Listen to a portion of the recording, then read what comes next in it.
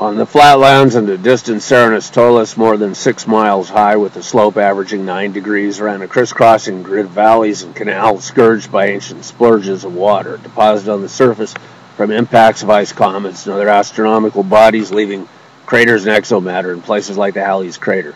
The water flowed north to lower elevations, accumulating as ice in subsurface streambeds, and as a large north polar ice cap. In a deeply etched valley of natural appearance on the slope of Serenus Tolus, some 3 minutes away from Nova Londinium through the mag tube, was the terraced, rudely legendary Valley of Human Rulers. It was named for the lifelike statues of more than 100,000 historical rulers of humans from Earth and the rest of the solar system.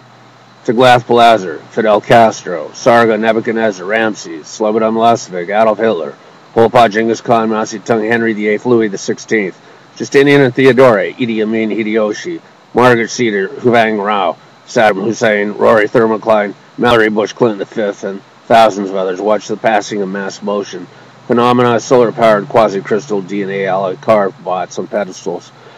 Many of the carved bots, if given full artificial sentience, would probably demand obesian kowtowing like the originals. The statues were a shading cemetery ornament forest and a tightly wound pride of lions on the terraces waiting to attack. Toktamesh, Peter I, Attila, Julius Caesar, Arthur, Vladimir Putin, Agricola, Victoria, Maximilian, Kemal Ataturk, Ho Chi Minh, King George III, Slobodan Milosevic, Ortban Lyndon, Abraham Lincoln, Richard Nixon, Manuel Ortega, Bill Clinton, Hugo Chavez, Robert Mugabe, Augustus, Cyrus, Herod, Wilfrid Laurier, Nero, Charlemagne Saladin, George W. Bush, Henry VI, and others watched a perennial stream of tourists making the ascent to worship, recreation, and vacation at the summit lodge of Serenus Tolus. Topski, an artificially enhanced collection of megaslopes with more than 15,000 feet of vertical descent on runs varying in length from 1.5 to 11 miles. The Guardian politicians were an aesthetic query to the skiers that hovered along the aesthetic Mars palm-lined Camel Expressway terminating at the foot of Tolus after a lengthy meander from Nova Londinium. The parking lot had a quick-shoot airlift to Topski year-round, sub-freezing temperature higher up under a Vose field kept perfect snowflakes piling up until liquidated for cleansing. Far above the cactus and palm trees were the sparkling snowfields of Serenus Tolus. Former Congressman Darrow Flake Cain, now Commander Mugg-Pshush, and 149 guitars, an older stealth spacesuit shielded with particle Vose that slipped seamlessly through quiet, low-density space mass in the Martian shadow away from the sun. The rhythm section was aloft and reserved. The guitars were fine-tuned to snare their prey in syncopated song of direct fire and could barely be restrained from the hunt when given hot scent. Silent guitars motioned into a bounding Overwatch infantry stealth formation.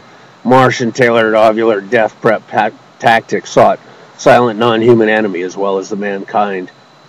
2135 had been waiting in the center of the guitar strumming field to observe the event, but his life signal and physical presence was undetected.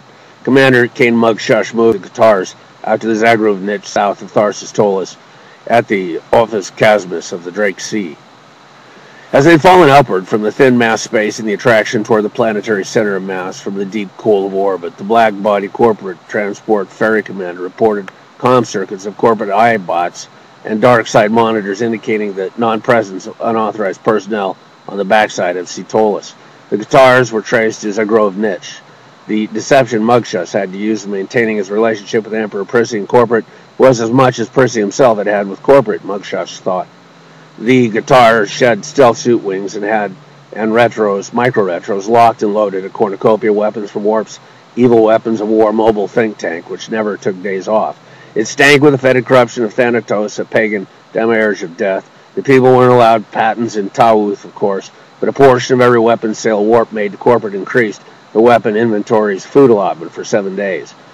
Shush coordinated the guitars like Arturo Toscanini with the string section to assault the hard edge of musical euphoria. At the thickening of Vose contained Atmosynth, they deployed Parawings with full micro-retro jets just hundreds of feet from the solid lower slopes of Serenus Tolus, a few miles downrange from Topski. Emperor Prissy bade them prepare the way for his conquest of Mars and the expansion of Tawuth beyond Rio Marigo to everywhere in the solar system. Prissy didn't know that Cain Mugg-Pshush was an experienced Mars sedition specialist of decades as a corrupted congressman of the dictatorship of California. Cain had accomplished more to expedite illegal alien entry to Mars on frequent junkets than corporate could buy with his weight in bribes. Mugg-Pshush continued to collect credits from corporate. Mugg-Pshush said to the guitars, "Look out for the leaping spiders. They'll rot your meat too quickly to preserve." His big comm link was always active on guitar override. He believed the spiders of Mars were a dangerous presence on the red planet that would consume the spiders, yet he was mistaken. Mugg-Pshush had merely overconsumed rations of Drada Dark Ale and designer Haluso male enhancement drug for a few nights and confused the Mars mission criteria with some experiences from previous missions. The slope was part of corporate desert turf to the Topski property and was patrolled by AI bots empowered. They were proactive, programmatic Op-4 cleansers that would mask as ants on food when they locked Op-4. Their non-lives were mass-produced and very, very cheap, which did not mean that the circuit insides an operating system worked the state of a diabolic art. The primary fear of the guitars, as they were able to experience that too human emotion, was illegal M33 stealth combat robots version 2135, human-sized and much faster intellectually and physically, invulnerable to most non-nuclear weapons. Just some subtle commercial advertising directed at them incessantly had been known to render them orders to combat. The red planet in darkness was a riot of activity in the enhanced vision visors of Pshush and the guitars.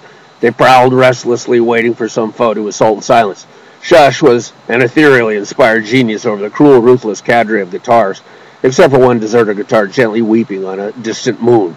Trained to go beyond reason, good and evil, fanatical with their balance of total reliance on the Duluth side of Pshush, they listened for his still firm voice of command.